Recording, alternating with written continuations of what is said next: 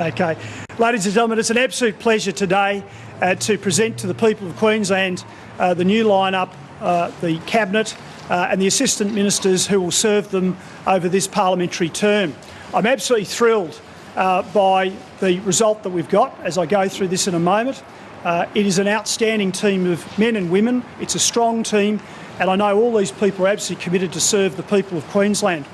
Now, I had announced during the election campaign that we would restore accountability to the Government of Queensland, and what we're doing today does just that. Every minister in the team will be overseeing a department. So the departments will be restructured. Our new machinery of government, or structure of government, which is being released at the moment, will mean that every minister will oversee a line department. So you know who's in charge, and that proper Westminster accountability can return to Queensland.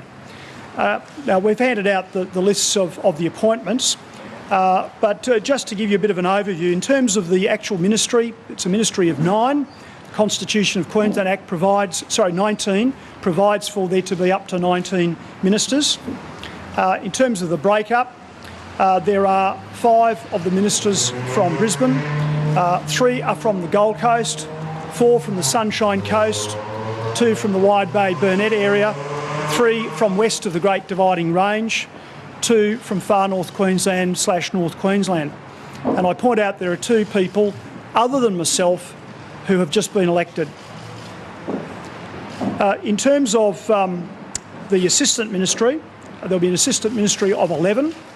Those men and women are all new entrants to the Parliament and are the next wave of talent coming through. They've been picked because it's believed they are the ones most likely in the future to be able to take on a ministerial responsibility. We have 6 from Brisbane, 1 from the Sunshine Coast, 1 from the Gold Coast, 1 from west of the Great Dividing Range, and 2 from far North Queensland. In terms of the talent, and this is not a comprehensive list, we have 5 lawyers, 5 journalists, that concerned me a bit, 1 engineer, that'd be me, a medical specialist, 2 registered nurses, a dentist, a painter and decorator, a financial planner, former NRL referee who usually got his calls right, and an environmental scientist. There's an array of talent and experience in small businesses, owners and operators, government, not just on a state level but also local government, farming, livestock, the Defence Force, and of course public and private sectors. Ladies and gentlemen, it's a strong lineup, it's a diverse lineup, there is strong representation for the regions of Queensland as I promised, and this team is going to work very, very hard for Queenslanders. The final point I make in relation to the Assistant Ministry, they all will have a job. Every member of the Assistant Ministry will have specific tasks. For example, Mr David Kempton, who is not here today, when I talked to him last night and asked him if he wished to serve, he was in Weipa, up on Cape York.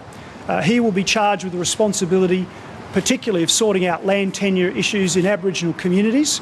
He's a land rights lawyer who's worked on Cape York for over 20 years.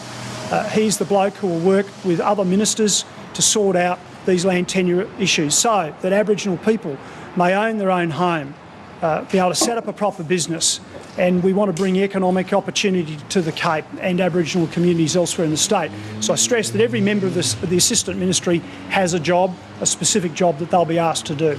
Over to you.